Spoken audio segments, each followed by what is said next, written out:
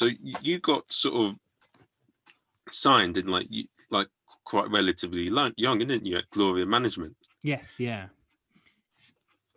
What questions will I be able to ask in that? Anything you want. So I signed at 18 with them. Yeah, yeah. Whatever you want to ask, I'll answer within reason. How did that sort of happen? And like, how did you get seen? And like, yeah, how did the process sort of work? So I was heading up to the Fringe. I was my third year, and I had a show I was really proud of, and I knew more about the circuit and was doing a certain level of gigs that I thought, I'm happy to send emails to agents and be like, come see me at the Fringe. And I think there is a risk if you go too early, then people will see you and go, well, he's not ready. And then, although they may, that's not the end of it. I don't view it as the end of the world, but it can take a bit of time for them to come see you again. So I thought, okay, I think this is a time I'm happy with. So I sent a bunch of emails around basically to several agents inviting them to my Fringe show. And before the Fringe even happened, they emailed back and said, we love your clips and stuff. Do you want to come meet us? So I went and met Lisa, who's the head agent, my main agent, and had a meeting in the cafe and kind of talked all things comedy and what I wanted and what I'd done and where I was heading. And signed through that. So it was just off the back of an email and a clip and a CV rather than actually being seen.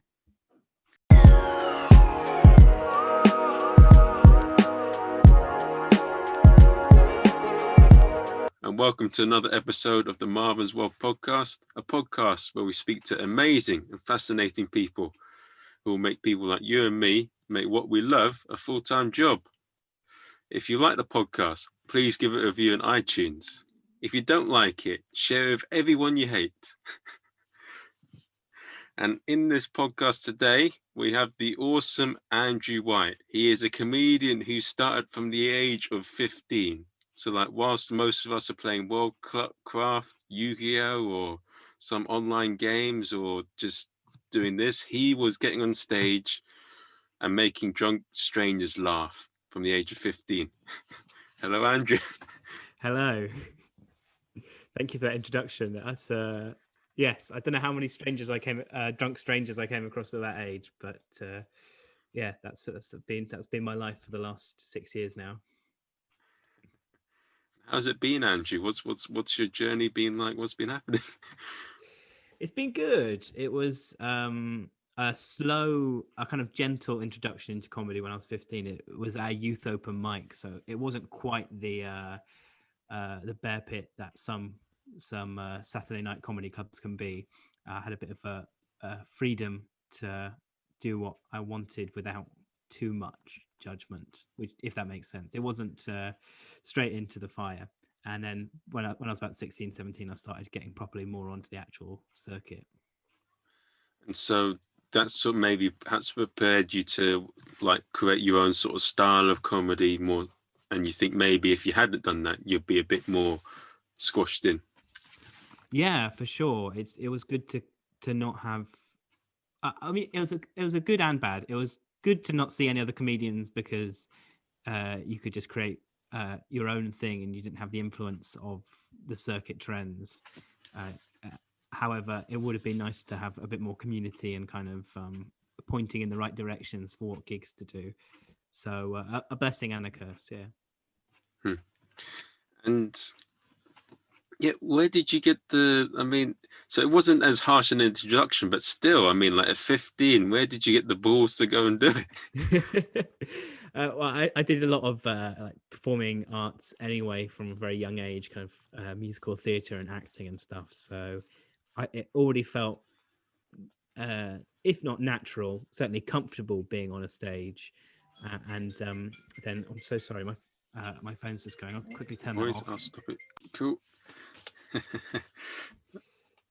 Yeah, so I had an inclination to perform anyway, and I'd done stuff on stage from a very young age. But also in terms of specifically moving over into comedy, I think I had a lot of teenage arrogance, just of like, oh, I'm 15, I could do anything. I know everything. So I just jumped on stage and thought I could do it. And I don't know whether I could do it, but I couldn't. It wasn't awful. It was good enough and went well enough for me to carry on. It's so many comedians I speak to, like they like. I mean, you're in good company starting at 15. I mean, David Chappelle started when he was 15. I didn't know that. That's crazy. It's and so many comics I speak to, they say like, I wish I'd started earlier. I imagine how good I'd be. But then on the flip side, what's this? Ricky Gervais says that he started when he was late, and he said, "Oh, I wish I could have started earlier." But his wife said, "You weren't funny then, were you?" So what's your sort of thought on that? I think. Yeah, I suppose it's different for everyone. I think like having certain life experience and a certain outlook and persona on life that's more developed when you're older is certainly a good advantage for starting out. However, time's obviously on your side if you start younger. I think it's less about time and years though, as it is quality of time and years. So some people go Yeah. 1 or 2 years and then they shoot up the ladder because they put in the right work, whereas some people have been doing double, triple, quadruple that and kind of still stuck on the same certain level because they're not necessarily doing the right things to progress themselves. So yes, I'm very grateful that I did start early and had the that arrogance of youth to try it. But at the same time, I don't think it is too much of an advantage if you can put the time in right, at whatever stage of life. So your point is that it doesn't matter when or how long you start, but just got to do it right from the you got to do it the right way. Yeah, I think so. And what would be sort of like the right way of doing comedy and like developing your set and what would be the wrong way? Yeah, that's a great question. Again, it's different for everyone, but certainly, writing and developing material continually, it can be as much as it is nice to get a really honed set and a really tight 5 minutes or 10 minutes or whatever it is. I think you need to keep developing material because that's what's going to keep pushing you forward. Because as much as you can improve on premises you've written before, the new premises you write are going to be even a stronger place to build if you've kept improving.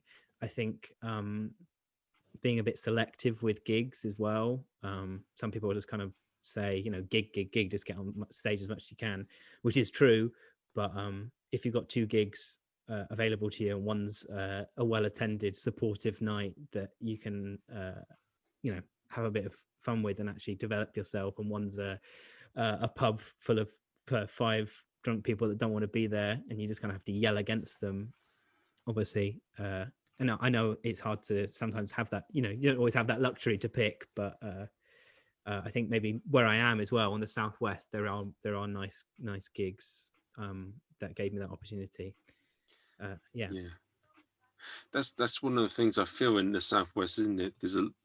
In London there's a lot of terrible gigs, but in the Southwest, from what I've seen, they seem to be quite nice and supportive and friendly.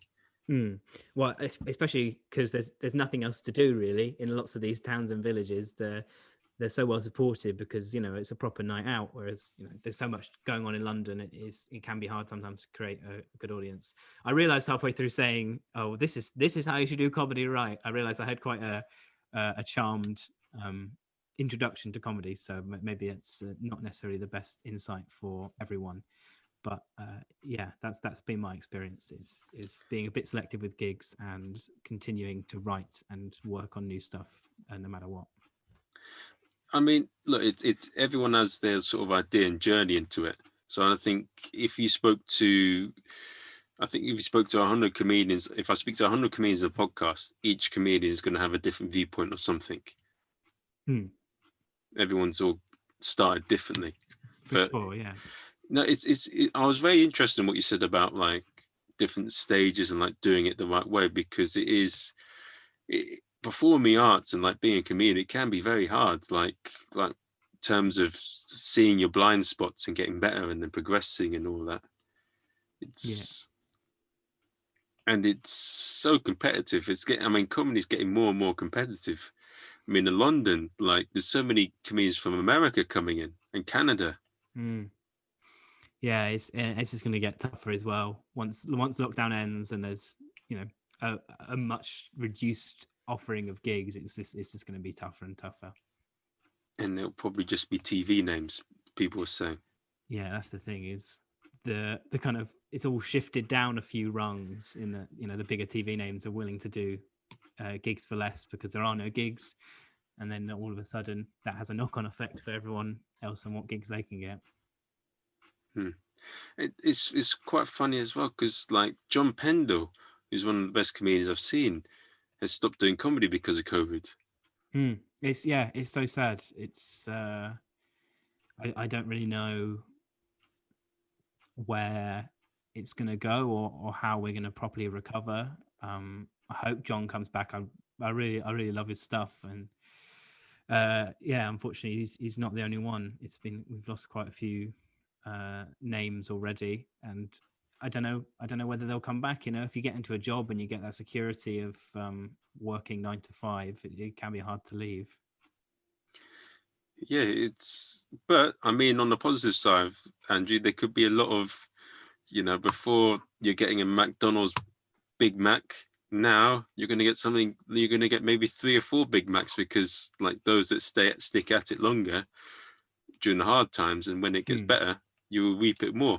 And like you're Yeah, that's very true. I suppose that's another advantage. I know I said earlier, it's like, oh, it doesn't really matter when you start, but there is an advantage to me not having any dependence, or I mean, I'm paying rent and bills and stuff, but I do have a bit of a security net with my parents, and yeah, that is an advantage of youth that I perhaps didn't acknowledge earlier. That's true. Yeah. Well, that's the thing that I used to do with comedy. I used to do a lot of bad jobs, and like I would get up early and work really late. But since lockdown, I decided, I'd much rather work in creative things and like take time with it, rather than go around and do a job I hate and just have my soul destroyed all the time. Yeah, 100%. That's I think I mean, easy to say for me to say this now, but I like to think in the future uh I do what I'd need to do to live and survive, obviously, but I still think I'd live humbly to pursue something I loved, rather than uh, spending a lot of time on the grind for just money.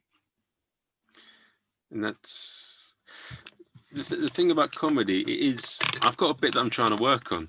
It's like, and you probably agree on this, but comedy is a lot like I'm not taking drugs and I'm not really a drinker, but like comedy is a lot closest thing to being a cocaine addict.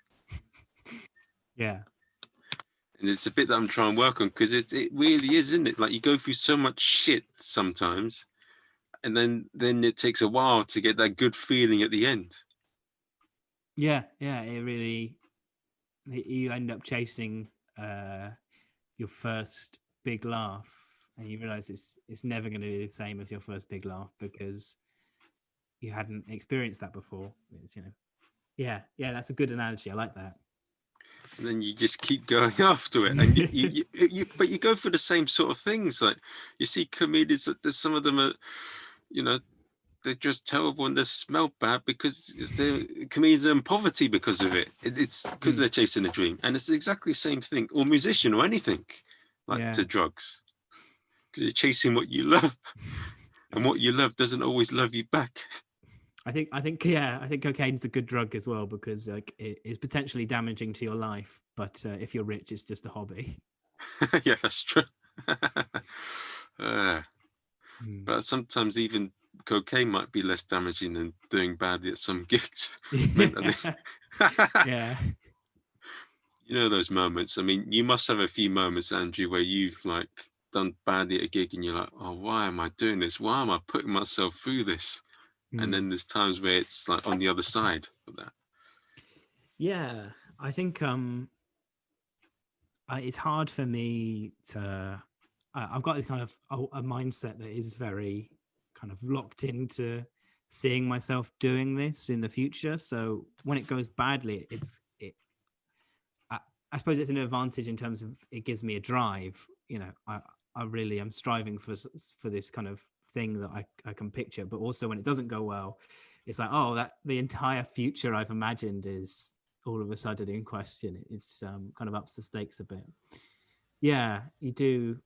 I just try to take it on a case by case basis. I think you know, if a gig goes badly, as much as possible, I'll just try and be like, I minimize it to, oh, why did I do that gig, rather than why am I doing comedy?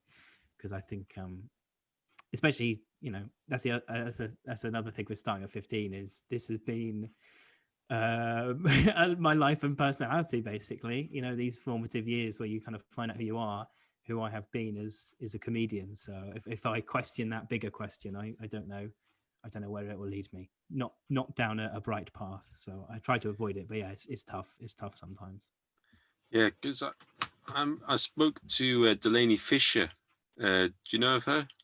I've heard the name. I don't think I've come across. She's a former comedian in LA, and she'd been doing it for 6 years. She's been on TV, but I spoke to her on a podcast, and she said now she's a sort of a simplicity coach, where she helps people. And she did comedy, and she tried doing acting. But the thing with acting, she wanted to give it a go. But what she did was she spoke to an actor on what it took to be an actor, and realized it wasn't for her. And then with comedy, she realized it wasn't for her, and then she started making a living from doing dick drawings and cups. Oh, right. And one of the things I want to look at here, well, I would love to see it, like with the performing arts. I'd love to see.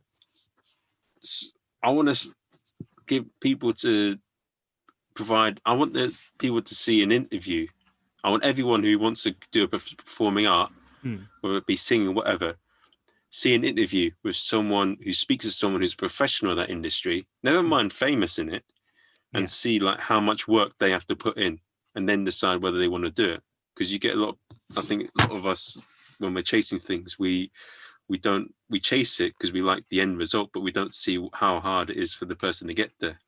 Oh, 100%. It can be quite frustrating sometimes as well, seeing people who are not even necessarily, you know, bad. Some of them are good and have a lot of potential, but you can just tell that they don't.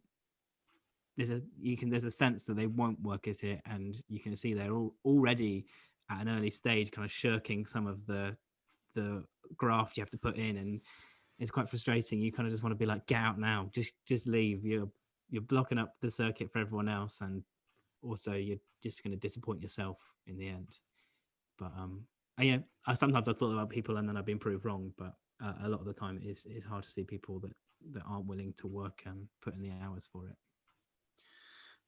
One of the things that I don't like about comedy is the admin side of things. I mean, as you could probably see from the messages when I asked you to do the podcast, I myself, it's like, oh, I hate the admin. Like, just get it out the way quickly, bish bosh. But I mean, people don't like that. They want you to put a bit of flour around it, and I hate doing that. Yeah. No, I think the straightforward approach is better. I prefer that personally anyway. I'd rather just know straight away, oh, that's what that is. Especially sometimes with gig offers when people are like, are you free on this day? I'm like, well, I don't know if I want to say yes or not. Are you giving me more details? So I much preferred your upfront, here's the thing, do you want to do it? I appreciated that. Okay, cool. So I need to do a psychoanalysis of each. Yeah, that's the thing. It's hard to know about the best way to approach anything. Admin, asking for people gigs is just an individual thing. There isn't really a one size fits all answer. It's true. It's quite funny because some people are cool with it and like they get on with it, and I like that because I want to get on with it. Because this, like the admin side of thing, is like I don't want to spend as little time on it as possible. Like the time is spent on the actual thing we're doing. And but other times when I see a bish boss try and get it done, like they seem to be like some seem offended by it or whatever. But it's like I'm trying to, but I don't know. It. And another question I want to ask. So you got sort of signed in like quite relatively young, didn't you, at Gloria Management? Yes, yeah. What questions will I be able to ask in that? Anything you want. So I signed at 18 with them. Yeah, yeah. Whatever you want to ask, I'll answer within reason. How did that sort of happen? And like, what was how did you get seen? And like, yeah, how did the process sort of work? So I was heading up to the Fringe. I was my third year, and I had a show I was really proud of, and I knew more about the circuit and was doing a certain level of gigs that I thought, I'm happy to send emails to agents and be like, come see me at the Fringe. And I think there is a risk if you go too early, then people will see you and go, well, he's not ready. And then, although they may, that's not the end of it. I don't view it as the end of the world, but it can take a bit of time for them to come see you again. So I thought, okay, I think this is a time I'm happy with. So I sent a bunch of emails around basically to several agents inviting them to my Fringe show. And before the Fringe even happened, they emailed back and said, we love your clips and stuff. Do you want to come meet us? So I went and met Lisa, who's the head agent, my main agent, and had a meeting in the cafe and kind of talked all things comedy and what I wanted and what I'd done and where I was heading, and signed through that. So it was just off the back of an email and a clip and a CV rather than actually being seen. Yeah, and I suppose it's even worse. Suppose when you're sending clips to them, because like that when you're sending clips in your work, if they don't like it, then that's going to be very hard for them to. Like if I'm a promoter and I see a clip, because they've seen the clip, it's hard for you to change your opinion on them. Yeah, it is hard to. I've certainly done that before as well. Whenever I've booked a gig and I get a clip on, I think this guy's awful, and then a year later, it's like Edinburgh nominated. I'm like, oh, I guess I was wrong. That's not about anyone specific. I was just thinking of a random example. Yeah, it is. That was the other thing. Is not just the being the right time to be seen live, but also knowing that you had a good enough clip. So I think that's another important thing. If I was to impart more advice, is to get a good clip. You probably, and to make sure that it's sort of at the right level, did you get second other people to look over it rather than you think it was good as well? So I feel that we all overestimate ourselves and we have to get that added voice to see it. Yeah. I it was a clip that I had sent out to promoters before, and also before I'd even sent it to anyone, it went to a group chat of friends who are also comedians. Yeah, I think it's important to have that network of friends who can tell you, yeah, this is good, go ahead, or well, maybe just wait for a different clip. That was useful to have. Yeah, that's. Do you travel a lot to like the London circuit and up north for like when before COVID hit? What was your like day? Did you become a full-time comedian? Then did you travel across the country, or how did it work? Yeah. So I took a gap year in 2018-19, and uh, I I just went and did lots of gigs, and there was a variety of trial spots for clubs and stuff like Glee and Comedia, which were unpaid, obviously, but I had the time in that gap year to travel and do them, and then a couple of paid stuff from the kind of Southwest circuit, and I just used that year to travel up the country, and then by the time I had to accept or decline my university offer, I declined because I had enough. I built up enough. Trying to think what the right word is. Enough reputations sounds too grand, but I was in with enough promoters and clubs that I could get by and live off it. And you're like, yeah, screw this, man. I'm not bloody studying to be zoology. I'm making people laugh, motherfucker. Yeah. And that's awesome. It's and that's quite quickly as well. Like I hear some people they wait years and years before they get like spots at like the stand and other places like that. So that's awesome. Yeah, it is got a lot of luck. I think that's probably if I could say like this is what you need to be a professional comedian or any kind of level of decent comic. A lot of luck, which I'm really grateful to have had. And what level? How much does sort of basically having charm and being likable, like being people say like being nice, but like knowing how to get on with people and like just what's the word I want to put of it? Like Yeah, being friendly with people and amicable people in the point where they like you and they help you, but also about not letting people walk all over you or nefarious people trying to take advantage. Yeah, it definitely helps, and I think having your own group of comedy friends and a diverse group of comedy friends as well, not just like in terms of the kind of the diversity that everyone talks about, but diversity in terms of people from different areas of the circuit and people who move in different circles. Because if it's just one group who are always together at the same time, it can get quite insular, and you don't actually get at a certain point that becomes more detrimental than helpful to have that support network. So yeah, making friends definitely helped, and but at the same time, I think comedy is probably one of the most forgiving industries for people's oddities and maybe I think lack of social skills sounds a bit harsh, but you know what I mean. Yes. There's we accept oddballs and weirdos, and you don't necessarily have to be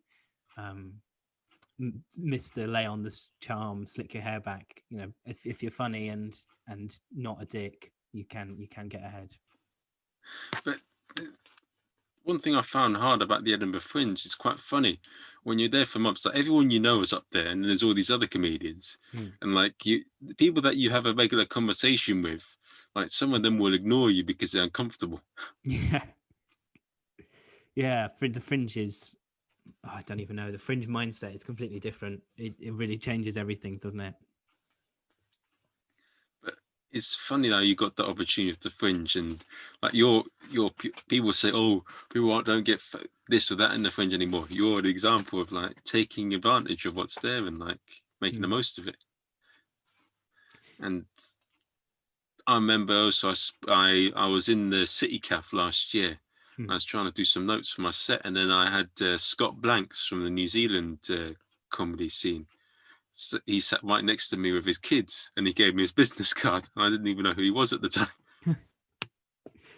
Yeah, it's a strange mismatch of people you normally talk to avoiding you and people you've never even met before becoming good friends. It's it's almost an entire world of its own away from what normal real life is.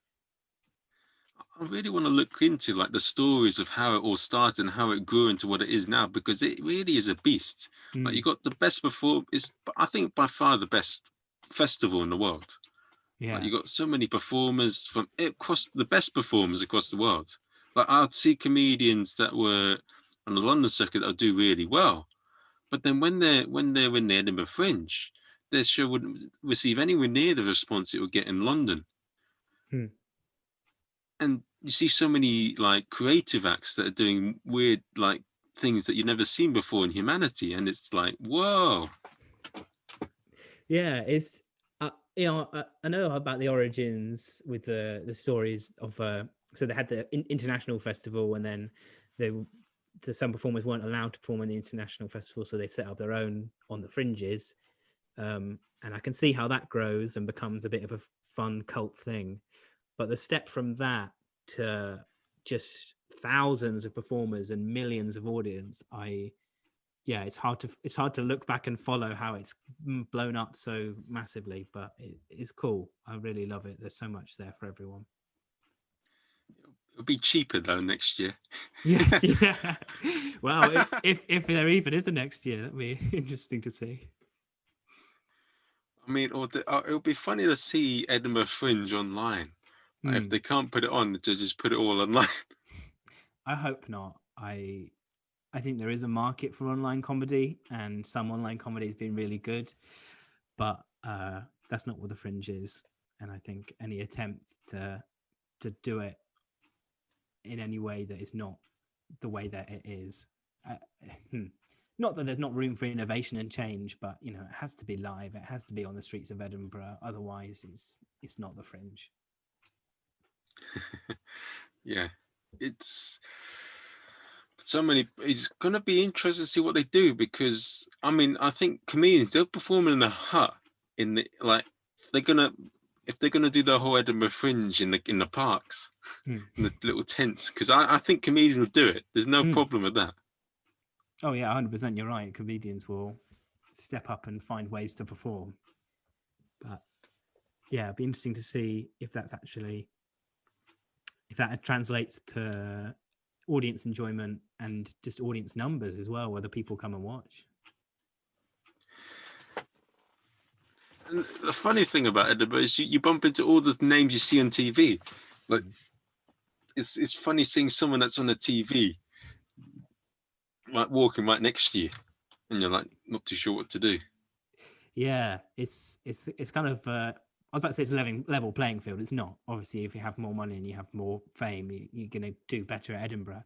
But in terms of being in that environment, you are almost kind of level in terms of your um, you know, you're doing the same thing. You've both got a show on. You both want it to be a good show, and you both want people to see it.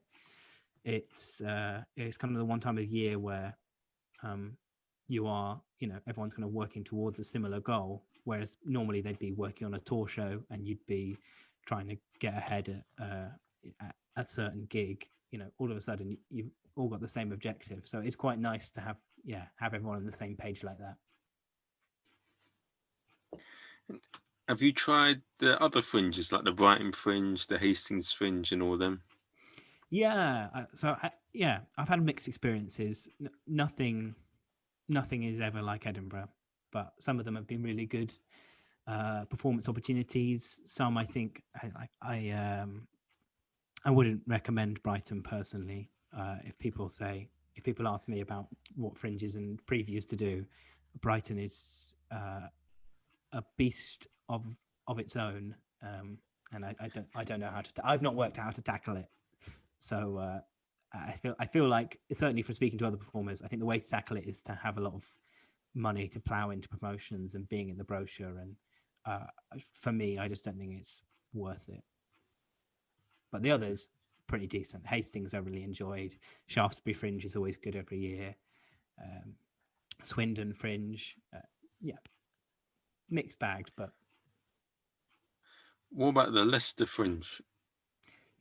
yeah, again, I've had mixed experiences with it. You know, one show got like 7, 8 people in, and you travelled all that way for one performance.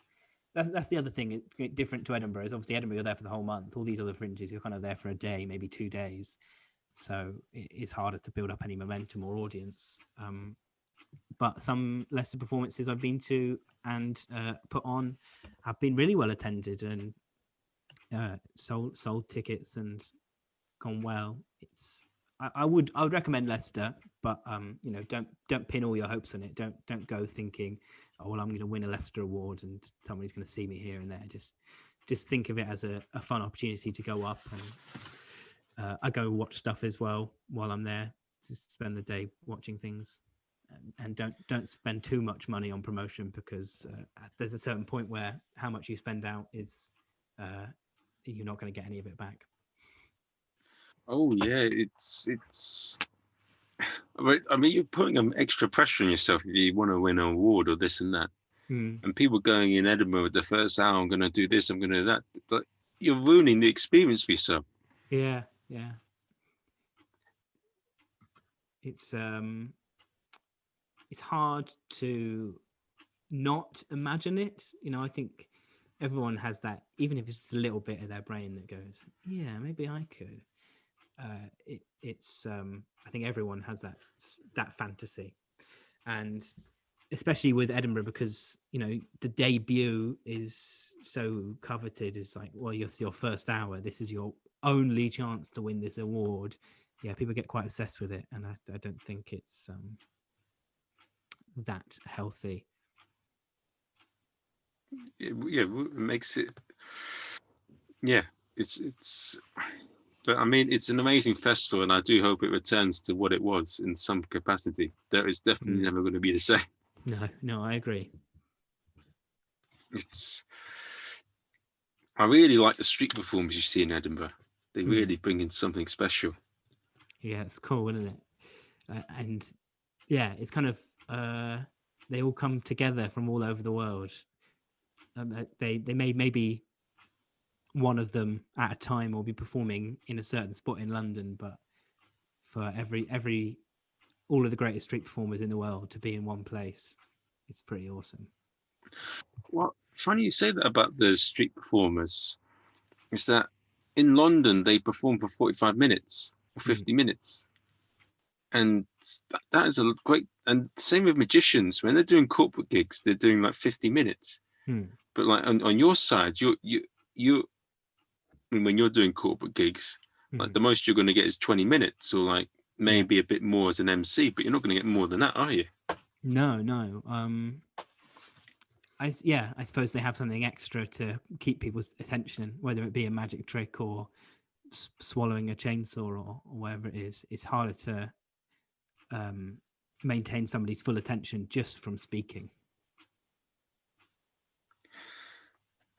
That's one thing I find one thing I've seen as a bit of a fault of some of the comics I see is that it's just they just focus on the material, but sometimes they don't adapt to what's in the room. And they when the room's a bit iffy, or people are heckling, or when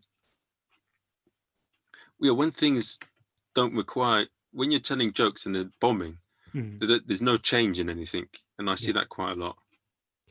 Yeah, I know I said earlier, pick supportive gigs rather than drunk men in pubs who aren't paying attention. But also, it is important to do those gigs sometimes, because you want to be prepared for a variety of performances. I think to go into every gig expecting it to be exactly the same, and you can just deliver things exactly the same and it'll always go well, that's just completely naive. Yeah, you need to be prepared and equipped to handle different situations. How do you, so with you being sort of gigging across the country and all these different gigs, how do you adjust your set, Andrew? Like if you're dealing with burly men saying, "Oh, son, you get off the fucking stage, you fucking do this," or people saying like, "Yo, fam, what did you say?" Yeah. How do you handle that? It's hard to say, really. You just take it gig by gig. Normally there'll be a foothold of something you can get into, like, well, they're all focused on this guy, so he's the leader of this pack, or everyone's noticed this thing, so we can work with that. Yeah, you kind of break it down to something you can get everyone on, or as many people as possible, on board with, and get a foothold that way. That's normally the strategy. But yeah, it really depends on what's in front of you and what's being said. And of course, sometimes there is no option. Sometimes the entire crowd is you've lost the entire crowd, and you can't really carry on. So you just what I do in those situations is I'd stop trying to be funny, or trying to actively be funny. I wouldn't discount a joke if I thought of it, but you just try and chat to them and get them on board. But that is really last case scenario, going out performance mode and just trying to talk to them as humans. That's when it's really gone to shit. So I was trying to think of a different word that to avoid swearing, but I couldn't. Oh, it's fine. The podcast, you swear as much as you want. Cool, thank you. It's with the Edinburgh Fringe, I hear that do you adjust your set slightly when you're doing a show based on the day? Yeah. Uh, not not because of a specific day or a specific time though. It will be because of the audience. Like some audiences, I suppose it is the day as well. You know, Friday, Saturday, they're going to be a bit more buzzy and up for it, and you can kind of go high energy and a bit sillier with it. But sometimes you look at the crowd, especially on some midweek shows, and it is more of a theatre audience, and you think, well, you know, they're maybe not going to laugh as much, and if I come out really high energy, I'm going to look like a nutter. So you just start slower and talk to them a bit more gently, and hopefully you can ramp up the energy and get them all on board. But yeah, I think again, like with expecting every gig to go the same, expecting every fringe show to go the same, and tackling it in the same way is uh, either admirable or stupid. Depends on how well it goes, I suppose. What and what's your sort of day-to-day routine for like preparing a set, but also like yeah, just for what's your day-to-day routine when you're developing material or before you go to a gig? How do you get yourself prepared? Um, that's changed. That has changed a lot, and still changes quite a lot. In that, there was a period where I'd write out every single set and every kind of beat of the set and look at it loads before the gig. And then, kind of recently, I've not been preparing any sets, just kind of going up and thinking, well, I know my material, and I've got enough to fall back on if I do forget it. I've changed it up a bit, but generally I will plan it out mentally and write down any things that are newer or different from what my normal set is. So if I think, well, I want to definitely include that joke, or I'm going to this place and I know I have a thing about this place, I'd write that stuff down because that's not necessarily in the muscle memory. But in terms of the stuff I do quite regularly in clubs and pubs, I just go up there and trust that it's there. Although I do sometimes forget. What's the most brutal heckle you've had? Because I get the feeling that you've had the story of someone really brutally went for you and you put them in their place. No, not.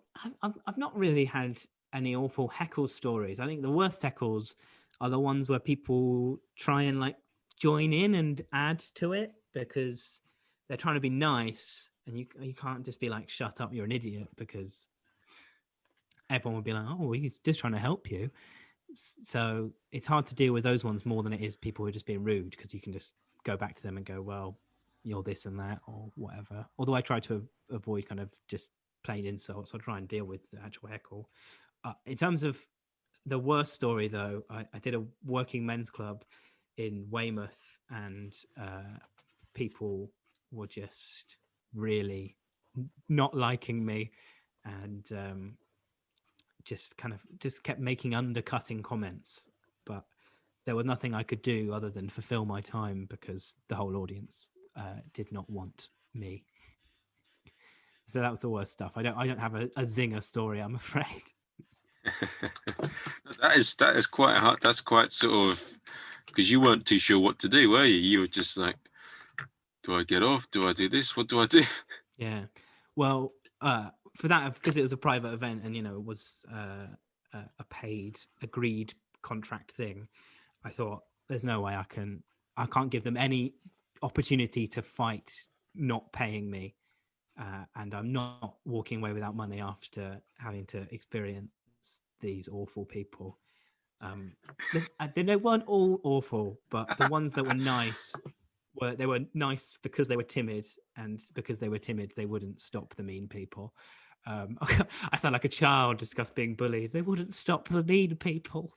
But that is how it felt. They were all just kind of either disinterested or interested in the wrong way, as in they were trying to make me look bad. What brought it about? What made them be like, right, I'm gonna what here, son? I don't like this bloke. I want to destroy Andrew. A booking error, I think. I know it's wrong to blame the audience or the person, but it wasn't. The audience they weren't my audience. They were they were kind of very traditional working men's club crowd. I think they would have preferred Bernard Manning style one-liners, or even for me to come out and be rude to specific people and be like, oh, look at Dave's haircut, he looks like an idiot. And they which I can do. You know, I've done kind of combative environments like army gigs and made that work, but this was just it was too much. They wouldn't have and you know, there were other factors that didn't work, like there was a big dance floor and the microphone was a bit dodgy, and you know, it was too many things to overcome basically. Yeah, because I heard a funny story from Ivor Dembina where they couldn't hear him and they couldn't heckle. So what they did was they got a Roland Street Cube mic, and he would go and do jokes to each table. Like, that's funny. That's good. That's ingenious. I'd like to see how a crowd like that would deal like a mad act. So like not a mad act. God, that doesn't sound right. Like alternative kind of. Yeah. So do you know someone like Stephen Catling or someone like Candy Gigi or Tina Turner Tea Lady? Yes, yeah. Well, I don't know. I don't know how or if they'd adapt their act at all, but yeah, I think if they do it as they did it, or do it in, you know, clubs and the environments that they do it, I think I'm trying. So I'm trying. I'm really mixed up with my tenses, and I started to kind of back myself into a corner linguistically. But yeah, I have no idea how they would react. I like to think, because they're good performers, they deal with it, even if it's just to a certain extent they deal with it. But yeah, the audience weren't open-minded for something different. Yeah, it would. Because I like, because they're such forces of nature and they're so boom, it would just be interesting to see how sort of, hello there, love, what you're doing now? You're going, and just to see her go, what? If anything, it might even have gone entirely the other way if it was someone like that. You know, they might have been so captivated by seeing something different that they would have been more forgiving and polite. I think maybe I was too middle of the road. Either they wanted super traditional Bernard Manning or super off the wall, but I was neither. And that leads to an interesting point as well. To what point do you adjust your act, and do you just accept that you are what you are and that you can't change it? Because like Sam Russell, there's many good comedians that make great careers and go on TV, but there's certain things, but they don't adjust their act to different scenarios. And he says that he's got lots of different bits which he uses for certain different audiences, so that he gets booked for different places.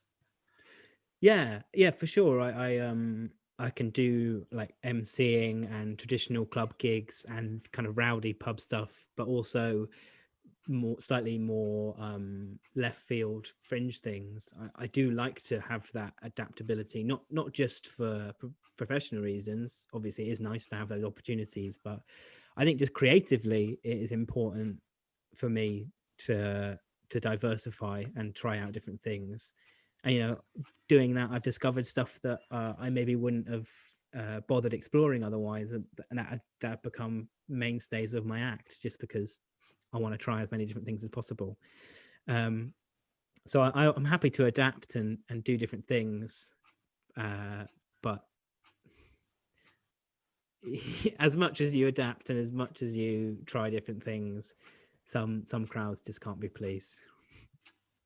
Yeah, there's no pleasing some people.